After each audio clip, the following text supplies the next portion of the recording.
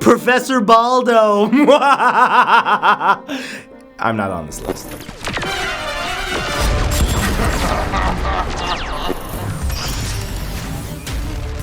One of the world's most infamous mafia hitmen was New Jersey-born Richard the Iceman Kuklinski. He earned the nickname Iceman for the ruthless efficiency of his work, and because he would actually freeze the bodies of his victims to hide their time of death. And this guy was actually built like a supervillain too, at 6 foot 5 inches tall and weighing a whopping 300 pounds. He killed his first victim when he was only 14 years old, and between 1948 and 1986, the Iceman claims he murdered over 200 people. As for his weapons of choice, they range from guns and knives to ice picks, chainsaws, and even a crossbow. But his favorite method of taking life involves using a spray bottle full of cyanide. Okay, that is just ruthless and savage. In 1980, he began his own crime ring, running big money scams and killing the victims. Fortunately, this supervillain was caught, but died in prison on March 5th, 2006,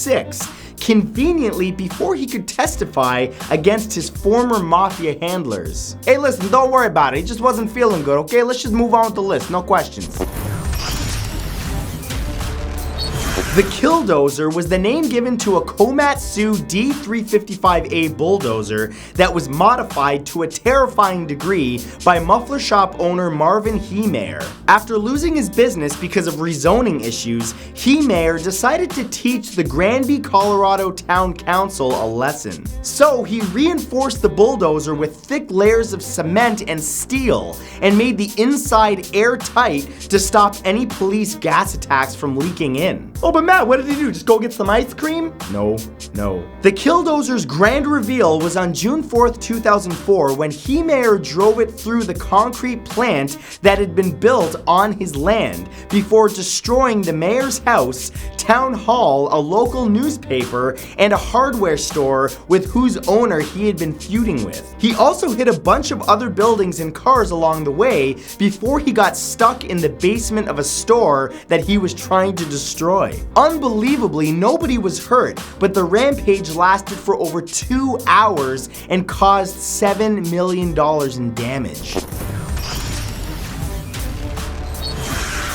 Dr. Chaos is the online alias of Joseph Konopka, an American man who used the internet to assemble a group of evildoers with the plan to terrorize Chicago, Illinois, and the state of Wisconsin, of all places. Born in De Pere, Washington, Konopka was a 23-year-old computer systems administrator when he started an online group called The Realm of Chaos. It sounds nerdy, but it wasn't. Between 2000 and 2002, the Doctor and his team of troubled youth pirated software and really unleashed chaos. From their secret lairs, aka their bedrooms, they caused 28 power failures, took air traffic control offline, and hacked the computer systems of ISPs. It's estimated that the group committed over 50 crimes and caused over $800,000 in damages. Konopka was finally arrested in 2002 after he was caught breaking into an abandoned Chicago Transit Authority storeroom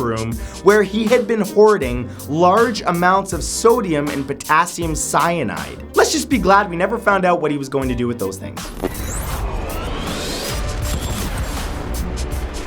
Rodrigo De Punisher Duterte was the former mayor of Davao City in the Philippines, who is now the president of the country. As mayor, Duterte had a reputation for using fear and extreme violence against criminals, smugglers, and terrorists in the city. When he was elected mayor back in 1988, he banded together with a vigilante group called the Davao Death Squads, who would kill any drug peddlers or petty criminals that caused trouble. And while real law enforcement turned a blind eye, his harsh criminal justice system worked. Crime rates went way down, and during his time as mayor, he was responsible for over 1,400 deaths. And like most supervillains, he gained power. In 2016, he was elected as president of the Philippines, and his methods haven't changed a bit. In his first 3 months alone, 3,000 people were killed because of his anti-drug laws, and 174 journalists have been murdered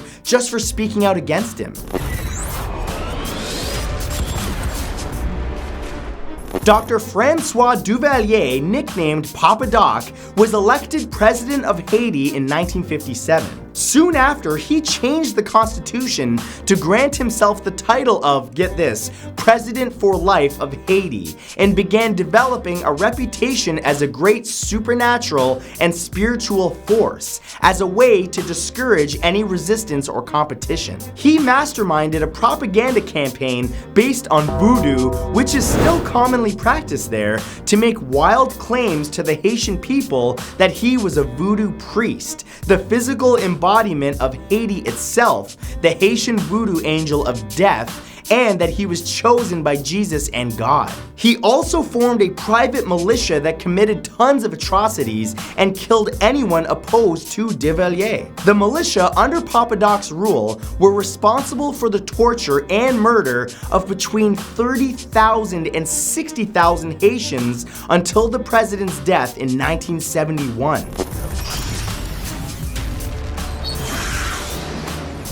Dubbed the Napoleon of Crime by Scotland Yard, Adam Worth was a German-born Union Army soldier in the American Civil War. Following a battle on August 30th, 1862, Worth was mistakenly recorded as killed in action when he was actually only wounded. Instead of correcting the mistake, he embraced his life as a living ghost. So he turned to a life of villainy and moved to New York City, organizing gangs of pickpockets. On November 20th, 1869, Worth robbed a Boylston National Bank vault using a tunnel that he and his gang had dug up from the basement of the property that they were renting next door. And using his new fortune, he ran off to London to live the high life and plotted many more heists for him and his henchmen to carry out. And in 1876, Worth even managed to steal Thomas Gainsborough's famous painting, Georgiana, Duchess of Devonshire, from a private gallery simply because he liked it.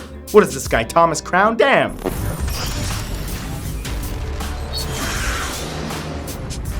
The mysterious serial killer who dubbed himself the Zodiac terrorized Northern California in the late 1960s. He was responsible for the deaths of at least 5 people, but he has been linked to many more. With seemingly no motive, the Zodiac killer would shoot and kill young couples that he had targeted in secluded locations. While the police searched for any evidence of who this guy was, the Zodiac began taunting investigators by sending coded messages to newspapers, claiming that he'd committed the murders for fun and included details about the crimes that only the killer could know. He even created a cipher that he said would reveal his true identity, but to this day, it has never been successfully decrypted. The letters suddenly stopped in 1974, and despite leaving numerous witnesses, clues, and a long correspondence with police, the Zodiac killer has never been identified and could actually still be out there. Okay, this might sound like the ridiculous name of a comic book supervillain, but General Butt Naked was no joke in the early 1990s when he and his men were responsible for the deaths of nearly 20,000 people. Born Joshua Milton Blahyi, he was chosen to be a tribal priest in Liberia at the age of only 11 and believed that ritual sacrifices would make him powerful. He got the bizarre nickname because before going into battle during the First Liberian Civil War, he would sacrifice a child to the devil and drink their blood or eat their heart, before then stripping down to just his shoes and gun, becoming a maniac, bloodthirsty killing machine.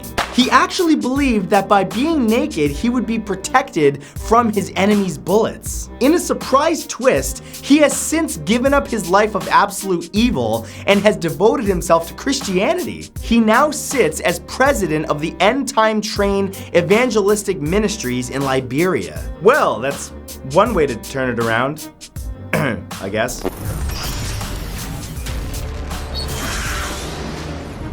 Kim Jong-Un is the current supreme leader of North Korea, terrible haircut and all. He's the third in a family line of rulers who have kept the country isolated from the rest of the world and under strict totalitarian control. He spent his adolescence in a private school in Switzerland, but in 2011, at only 27 years old, he took over power when his father, Kim Jong-il, died. Since then, he has been purging the government of officials with too much loyalty to his father's regime. He's proven himself to be quite the evil ruler by keeping forced labor camps open and nuclear arms testing in full swing. It's also widely believed that he masterminded the infamous 2014 Sony hacks as revenge for his parodied portrayal in the Seth Rogen-James Franco comedy The Interview. And recently, his older half-brother Kim Jong-nam, who had spoken out against him and his father, was mysteriously assassinated by poisoning in Malaysia. Hitler and his Nazi party ruled over Germany from 1933 to 1945, and nearly the rest of Europe during the Second World War. The worst of his crimes that were carried out was the Holocaust, which was an attempt to wipe out the entire Jewish population and anyone else who didn't fit his ideals of an Aryan nation. He did this through systematic extermination in concentration camps where nearly 6 million people were killed. He literally even had mad scientists working for him to create new methods of warfare, like blitzkrieg and nuclear weapons, and conducting horrendous human experiments, even trying to develop mind control techniques. And in 1924, while in prison for trying to stage a political coup, he wrote Mein Kampf, which outlined his crazy ideologies of how he planned to rise to power. And guess what? He did. So if someone tells you that they're an evil villain mastermind, it might be worth believing them, especially if they have a weird mustache. And that's it. Thank you guys for watching, and just a reminder that my brand new limited edition t-shirt is only available until the end of this week, June 5th, and once it's gone forever. So make sure you pick up yours now by clicking the little eye on your screen or the link under this video. And I'll have a brand new video for you tomorrow at 3 Eastern Standard Time, so make sure you come by then. Have a great day.